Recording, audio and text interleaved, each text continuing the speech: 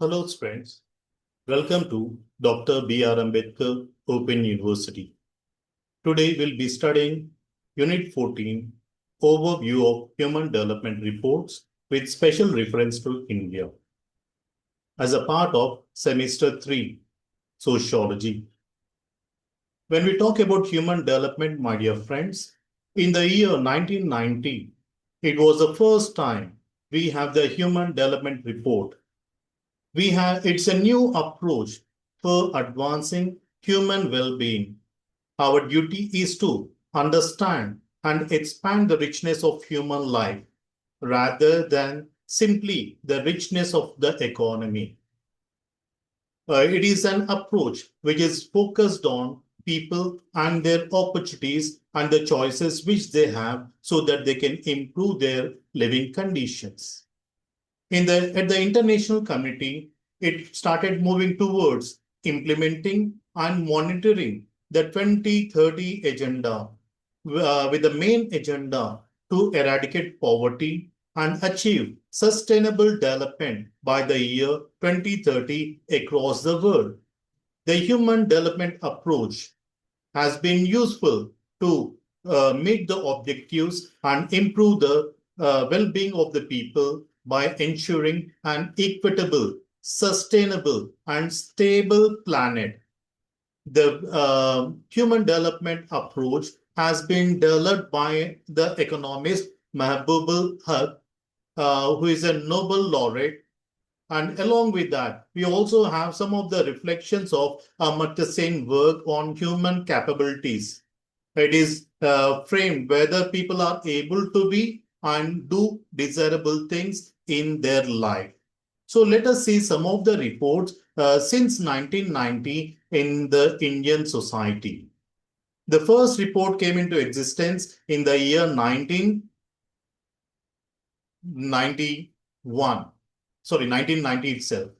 So for the first time, we have a report which has been developed to enlarge the choices for the people.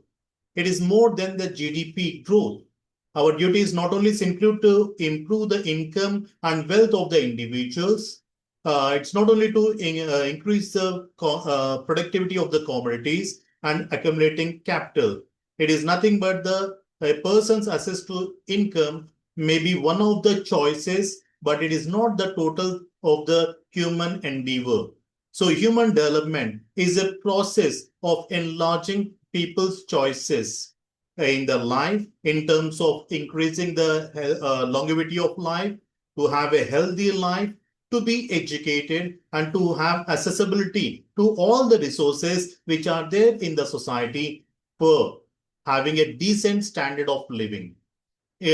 Besides this, it also includes political freedom so that the person can, if he wants, he can contest in elections, or else he can cast his vote to a politician or a political party of his choice without any pressure, my dear friends. It also guarantees human rights, and it also gives self-respect to all the individuals. So for the first time, the concept has been developed in the year 1990, and how to measure it also has been framed. So in the year 1991, we have the financing human development. It is on financing. A single powerful idea is that the potential is enormous for reconstructing national budgets and international aid in favor of human development. So we require finances if we want to develop the opportunities for the individuals. And without structuring or restructuring the budget, without allocating the resources for all the areas, we will not be able to reach the human development. For that reason, in the year 1991, we have a report naming Financial Human Development. And this report concludes that much current spending is misdirected and inefficiently utilized.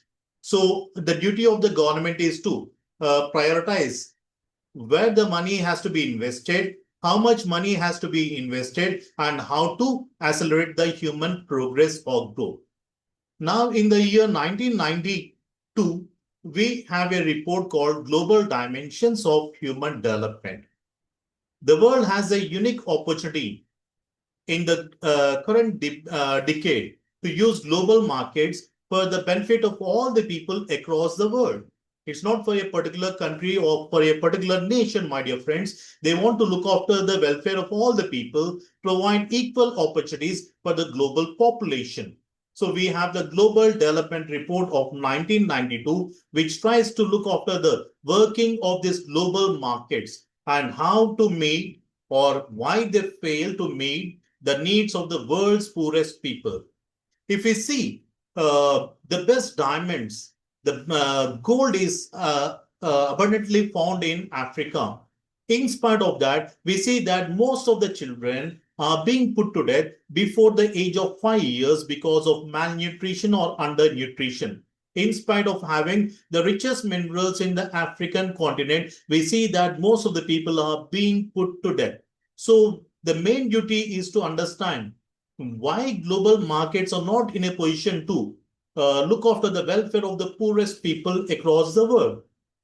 So the global issues have been supplemented and analyzed in this report, my dear friends. And we also talk about domestic policy issues in the first two reports, my dear friends, which stress that the real cause of poverty and human deprivation lies deep in the national policy actions, especially among the developing countries. Means the countries are having a policy, the fund is being allocated, but these are not being effectively implemented. That is the biggest problem. So they said that we need to have the policies need to be restructured and the finances has to be effectively distributed so that we can look after the welfare of the people. Along with that, we also require improvements in external environment, which can also help in the domestic reforms. The report attempts to place global markets in proper perspective. Competitive markets are the best guarantee for efficiency or efficient production. And these markets need to be open for all the people. Right now, we are talking about free trade and commerce across the world, my dear friends. But some of the developing countries or underdeveloped countries are the victims, whereas the developed nations are enjoying like anything.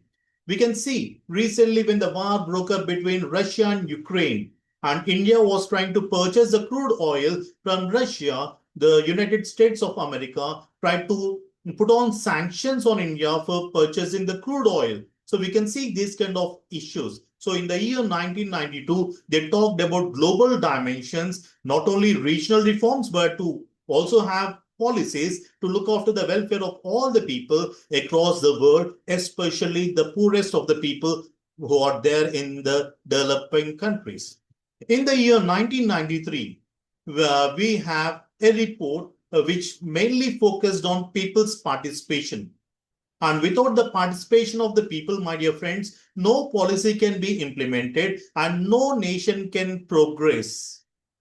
So we require a democratic transition in many of the developing countries. And we also require people's organization and their participation in the process in shaping up their lives. So their duty is to bring out the opportunities, understand the dangers which are there in that societies. And our duty is to dissolve all the ethnic violences, social disintegration, social issues which are there in the society. So we require a national and a global framework for understanding the issues, addressing the issues, and motivating the people to be a part of this development process. The next advantage is that when you're going to involve the people, people are aware of the issues, people are aware of the resources, people also know what are the problems, like how to address the issues. So if you're going to be a facilitator there, obviously we can do miracles. People can come with new innovations. They can create new opportunities. so that the problems can be addressed and there can also be development. So in the year 1993, it was for people's participation. And by the year 1994, we have new dimensions of human security. So it's not only development, but our duty is to provide security for the people. So both at the national level and at the international level. So the report seeks to deal with the concerns through a new paradigm of sustainable human development, capturing the potential peace dividend, a new form of development cooperation, and a restructured system of global institutions. It tried to propose that the World Summit for Social Development need to approve a World Social Charter which endorses a sustainable human development paradigm, create a global human security fund by capturing a future peace dividend. It's like 20 is to 20 compact for human priority concerns, recommend global taxes for resource mobilization, and also establish an economic security council. So in the year 1994, we talked about security, my dear friends. By the year 1995, we have a report called Gender and Human Development. Here they try to focus on gender disparities which exist in each and every society. Even now, if you see in India, the male can enjoy the life, whereas the female are discouraged to go to the school. They're not allowed to do a job. Even now, we find a lot of discrimination and disparities among the gender in the country. So the report tried to highlight the wide and persistent gap which exists between women's expanding capabilities and limited opportunities compared with the men in the society. So we try to introduce two new measures for ranking the countries at a global scale based on the performance on gender equity and GDI, my dear friends. So we are going to have few points and a few point strategy for equalizing gender opportunities across the decade, my dear friends. So we started measuring and ranking the nations across the globe. In the year 1996, we have a report named Economic Growth and Human Development.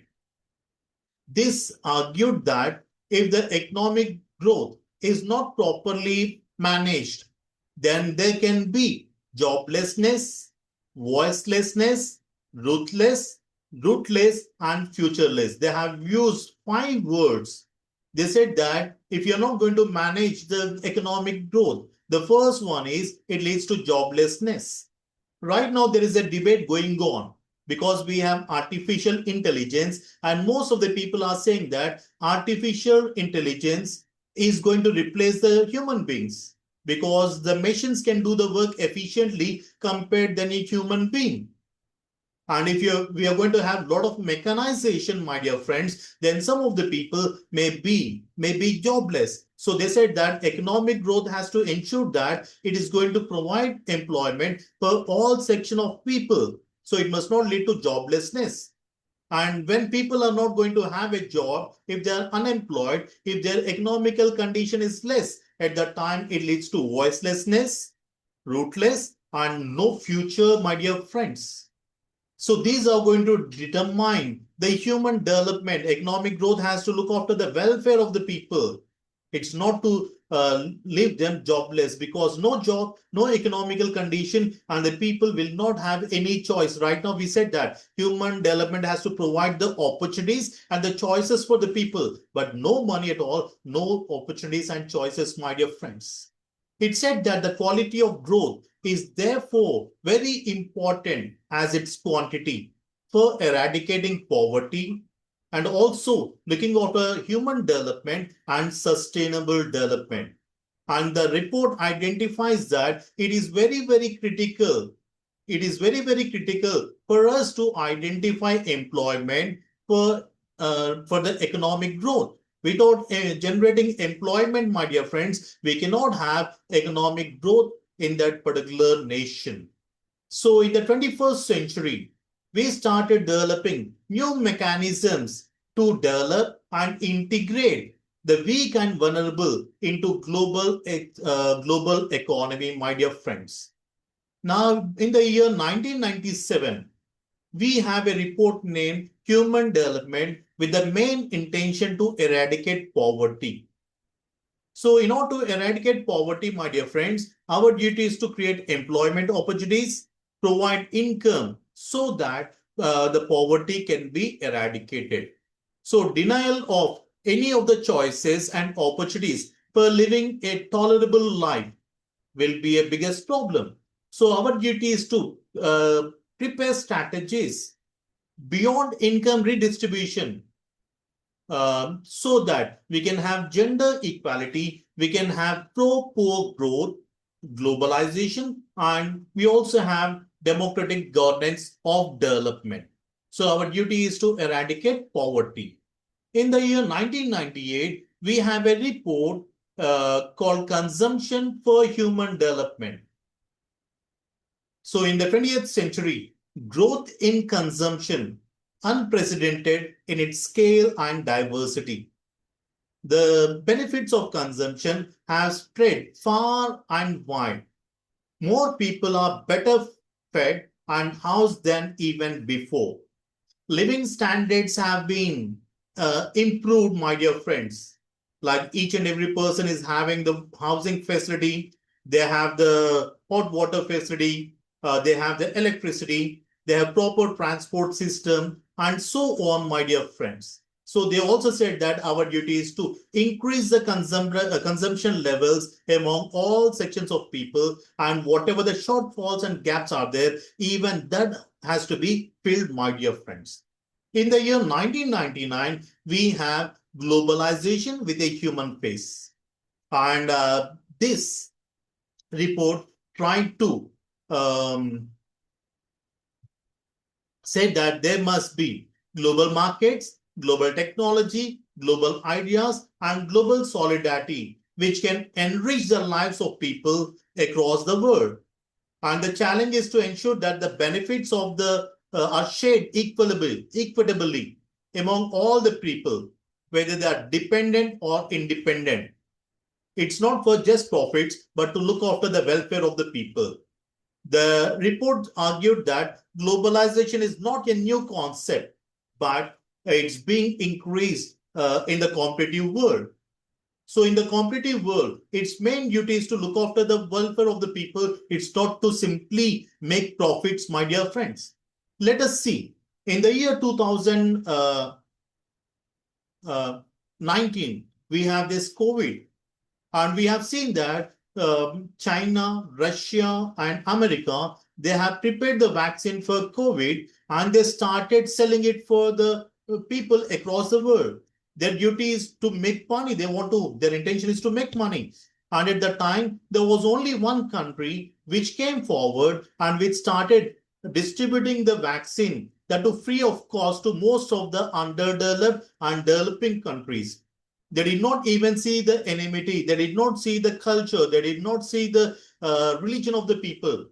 Even we have provided the vaccine to our neighboring country, Pakistan, with whom we have the border issues too, my dear friends.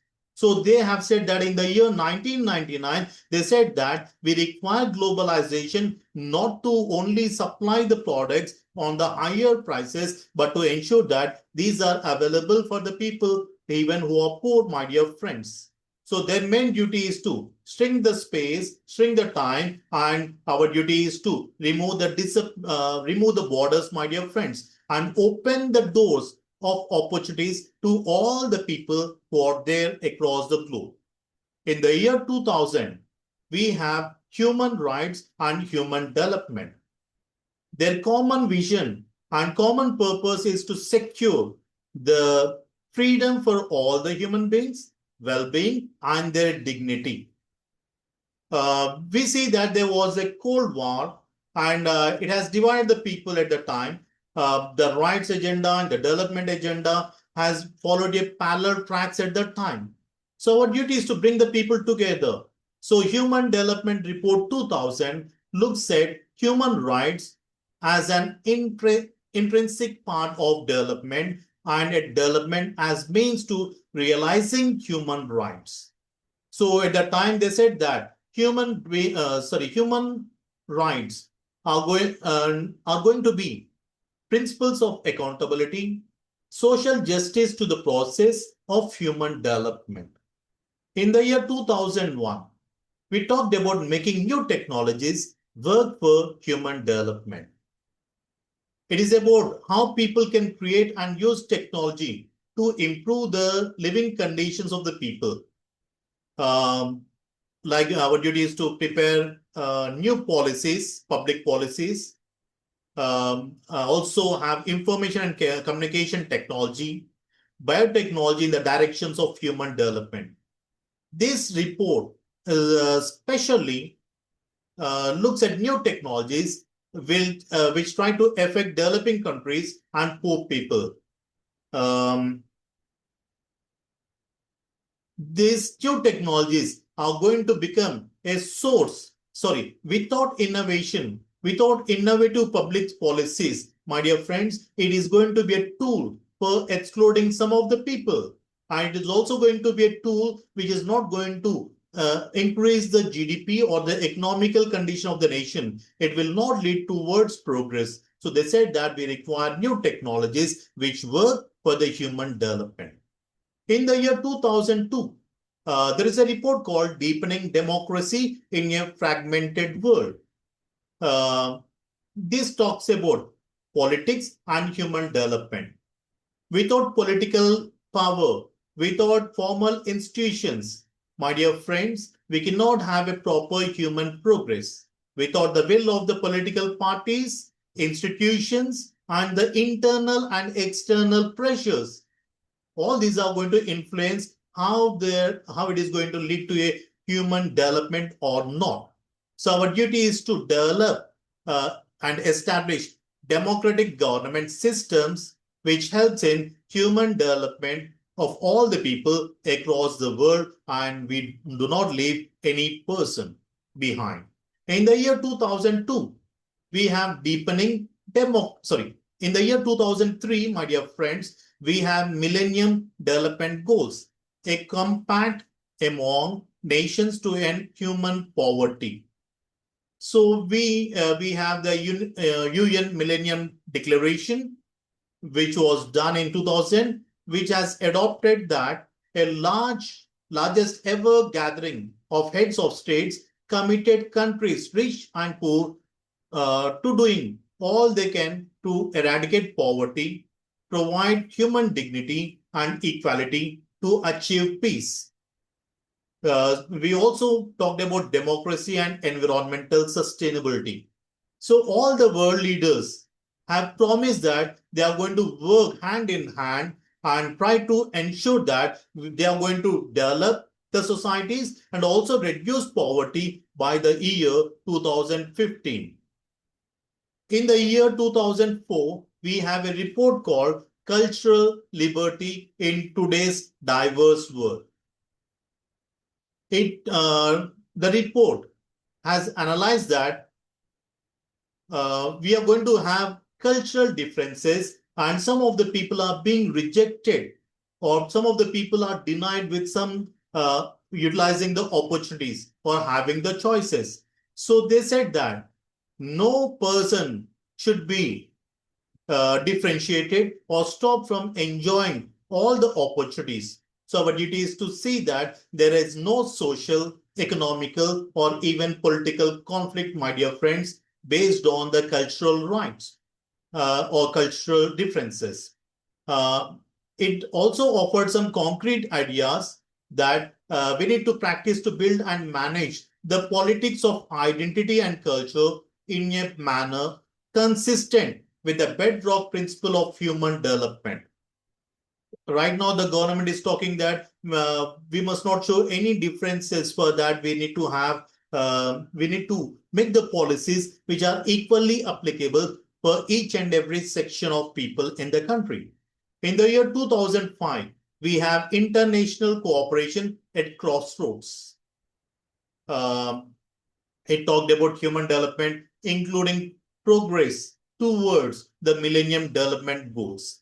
It highlighted the human cost of missed targets and broken promises. Extreme inequality between the countries and within the countries also is identified to be the main barrier towards human development. And these are going to be the brakes for accelerating the progress towards the Millennium Development Goals. So our duty is to identify the disparities, then also make a policy, financial policy, allocate resources, provide technology, and also ensure that these are effectively implemented to end poverty, my dear friends. Because most of the time we make promises, we say that we are committed to eradicate poverty, but in reality, we are not in a position to fulfill that. That's the reason we said that fake promises or broken promises, my dear friends. In the year 2006, we have a report called Beyond Scarcity, Power, Poverty, and Global Water Crisis. And this report also talked about competition for water as a productive resource which is being identified. Right now, we can see in India, Pakistan, we are fighting with each other in the name of water. The government of India has said that whatever the agreement we have between Pakistan and India, we are going to keep that in abeyance because Pakistan is promoting further terrorists. And the Pakistan people are saying that if a government in India is going to keep it abeyance, then we people will be the sufferers. So we are going to wage a war. It's going because water is the source of life. Without water, we cannot do agriculture work and we cannot provide the food for all the people, my dear friends. And people are fighting for water. And if you see every rainy season, 4 states are fighting for water. You can take the example of Karnataka, Maharashtra, Telangana, and Andhra Pradesh. All the 4 states are going to fight with each other in the name of sharing the water, my dear friends. So this has been identified in the year 2006, and they have mentioned power, poverty, and global water crisis. So we are going to have conflicts over water, which are being intensified within the countries and with the countries, my dear friends, across the world. The report estimated that the underlying cause and consequences of this water crisis leaves around 1.2 billion people without access to safe water and 2.6 billion without access to sanitation, my dear friends, which is going to be a biggest problem. And the report has said that there must be an international cooperation to resolve all the cross-border tensions on the water management issue, my dear friends. In the year 2007 and 2008, we have a report named Fighting Climate Change, Human Solidarity in a Dividend World. It talked about climate change. It is not about just a future scenario.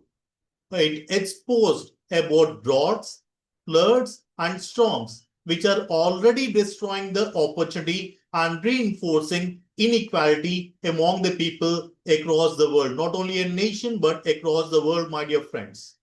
You can see whenever there are natural calamities, at that time, all the resources which are there, they may be washed off. The houses may be destroyed.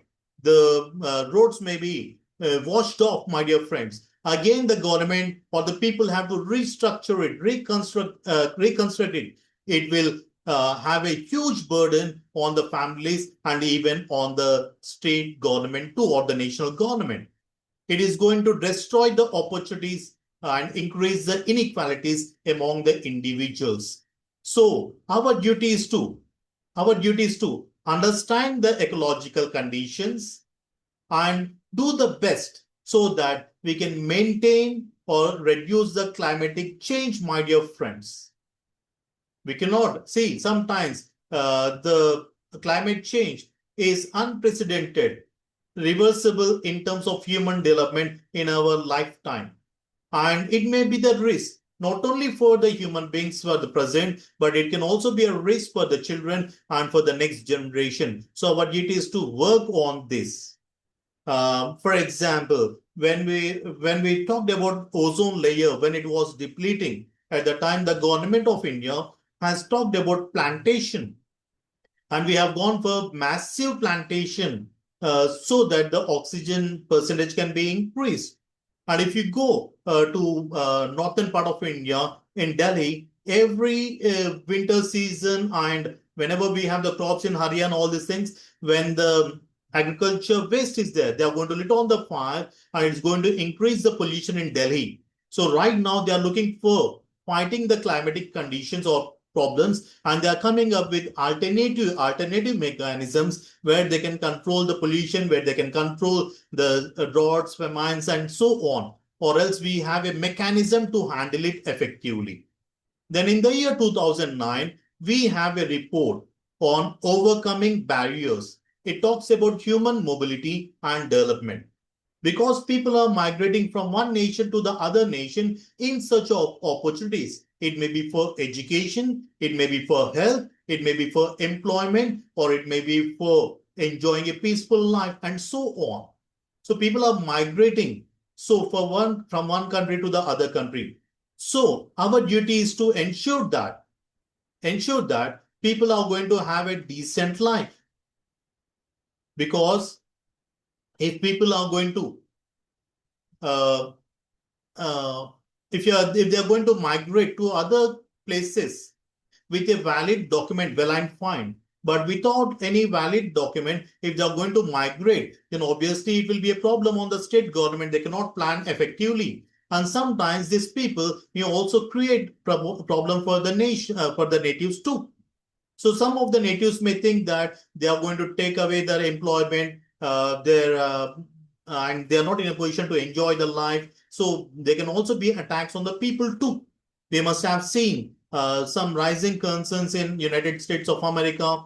Even if you see the example in terms of Andhra and Telangana, Telangana people have said that Andhra people are taking away all our resources, and that was one of the reasons for a Telangana state movement. And in the year 2014, we have seen that Telangana as a state has been formed. So our duty is to ensure that whether it's a migration is a temporary, short term, or a seasonal migration, or a permanent migration. And it is a duty of the government to understand the trends in migration and also ensure better living opportunities for the people. The next one is in the year 2010, we have a report on real wealth of nations, pathways to human development. The main was to understand the frontiers of development thinking. It tries to identify the surprising trends and patterns with important lessons for the future. There is no single formula for sustainable development. What is best in United States of America may not be effectively implemented in our country, because the social conditions are different.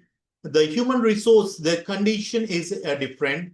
The financial conditions are entirely different. So we do not have a single formula. So based on the requirements in that particular area, the government need to design the policies and implement that effectively. So looking beyond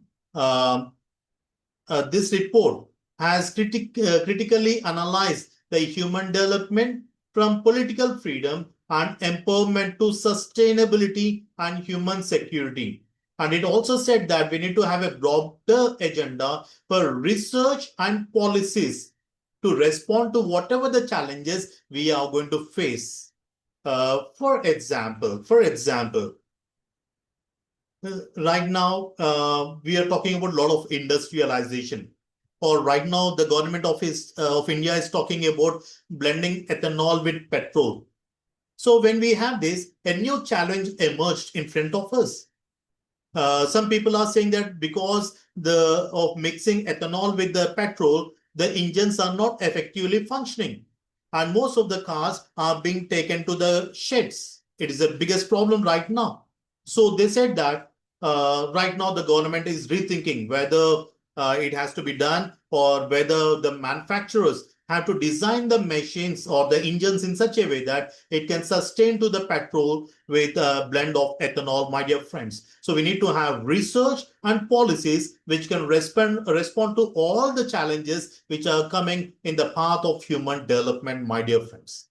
In the year 2011, we have sustainable development, sustainability and equity, which talks about a better future for all.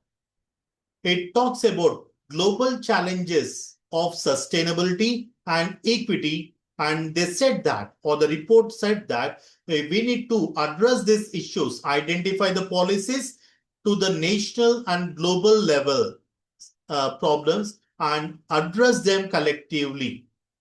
You cannot have an independent policy right now because of globalization, because we are interconnected, my dear friends. We are dependent on each other. You cannot simply say it is your problem. Right now, Russia and Ukraine are fighting with each other. And the entire world has been affected because Russia is going to supply nearly 22 to 30% of the oil, petrol to the entire world. Most of the gases, especially for the European countries, is being exported from Russia only. So if there is any problem between any two countries, remember that it will affect the entire world directly or indirectly. For that reason, they said that all the nations have to come together and address all the issues together, my dear friends. They talked about sustainability and they are talking about equity, my dear friends. Now, the next one is in the year 2013, we have a report called The Rise of the South, Human Progress in a Diverse World. The South has risen at a very, very speed and at a large scale, my dear friends. For example, China has developed like anything, and even India is also moving very, very fastly. We have become the fifth largest economy on this planet. And these two nations are having almost 1/5 of the world population, my dear friends. So the South is moving very, very fast. And there are also predictions saying that by 2050, Brazil, India, and China are going to contribute to the world's output of production by 40%, whatever the production part is taking part across the world. 40% will be taken care or captured by these three nations, Brazil, China, and India, in terms of even output and even in terms of purchasing power parity. So if these nations are going to improve their conditions, then obviously what happens? These countries are going to utilize more opportunities, whereas some of the nations may not be. So there must be an global balance between the nations in terms of production, in terms of supply, in terms of opportunities, and so on, my dear friends. Then we have 2014, we have sustaining human progress, reducing vulnerabilities, and building resilience. It tried to emphasize the link between reducing vulnerability and advancing human development. It said that if the human development is going to increase, or if humans are going to, if their conditions are going to improve, then the vulnerabilities can be less because they have, they can improve their capabilities, they can improve their choices, they can improve their living condition, and so on, my dear friends. But if the human development is not done properly, then some sections of the people may be excluded. So its main duty is to examine universal measures and readdress the discrimination and focus on the needs for collective action to reduce the vulnerabilities across the world. Now, by 2015, we have Work for Human Development, which talked about enhancing human development and a working condition. Our duty is to ensure that we have work for all the people, but all the time creating employment is not possible for the people. So we also require voluntary work, and we also require creativity in terms of work, my dear friends, going beyond the jobs. It tries to examine the link between work and human development. When a person is going to work effectively, if they are going to have the opportunities to improve their economical conditions, if they are paid well, then if it is going to create the um possibilities of satisfaction, safety, well-being, and ensure the rights of the people at the workplace, then obviously we call it as the human development. If you go to Markapuram slate mine industry, uh, you see that people work across the day, but they are being paid very, very less. I had an opportunity to do a study of International Labour Organization about child labor, whether they are working in the slate mines or not. When we have gone there, there was a big board stating that we are providing all the facilities for the people like helmet, gloves, shoes, mask, and so on. But when we have gone and seen in reality, nothing of the provisions were there for the people, and they are paid very, very meagerly, my dear friends. So our duty is to ensure that we have a proper working. The first thing is that we need to have a job, then working conditions, then well paid, and so on with dignity of labor, my dear friends. So this talked about work for human development. Then in the consecutive year, we have human development for everyone with the 5 basic messages like universalism to human development. Then we have various groups, people suffer even now. So we need to overcome them. Then the third one is we need to have human development for everyone with refocusing some issues and assessing the perspectives. Then we also need to make the policies effectively and reform the governments. These are the 5 key basic messages in the report of human development for everyone. So these are the reports which has been published till now, which talked about human development across the world, my dear friends. I hope you guys have understood about human development reports, which started in the year 1991 with the main focus to improve the human conditions and their opportunities. When we talk about human development reports in India, if we see in the year by 1990 to 2015, the India's HDI value has increased from 0.428 to 0.624, an increase of 45.7% during this 25 years of journey. And when we talk about a life expectancy at birth, it has been increased by 10.4 years. And when we talk about mean years of schooling, it has been increased by 3.3 years, which was increased to 4.1 years, my dear friends. So we can see that there are a lot of variations. Even the government of India has put on a lot of efforts to improve the conditions of the people. In the year 1990, the life expectancy of birth was 57.9. By the year 2015, it has increased to 68.3.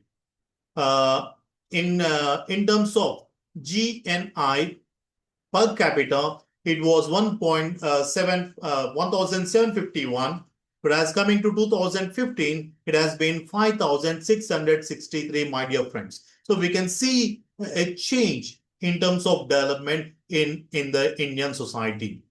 When we talk about HDI in India, in the year 2015, it is 0.624. However, the value is discounted for inequality. It falls to 0.454 only. But whenever we talk about HDI dimensions in Pakistan, Bangladesh, it is around 30.9 and 28.9% respectively, my dear friends. And when we talk about gender development disparity, it is around um, uh, uh, it is around 0.549 and with 0.67 for 1 for males, resulting in a GDI value of 0.819. So we have gender inequality index in India. It is around 0.530, and we have been ranked around 125 among 159 countries. United Nations have done a study across 159 countries, and India stands around 125th position in the Gender Inequality Index with 0.530 value, my dear friends. In India, we have only 12.2% of the parliamentary seats which are held by women. 35.3% of adult women reached at least to secondary level of education compared to 61.4% of the male counterparts.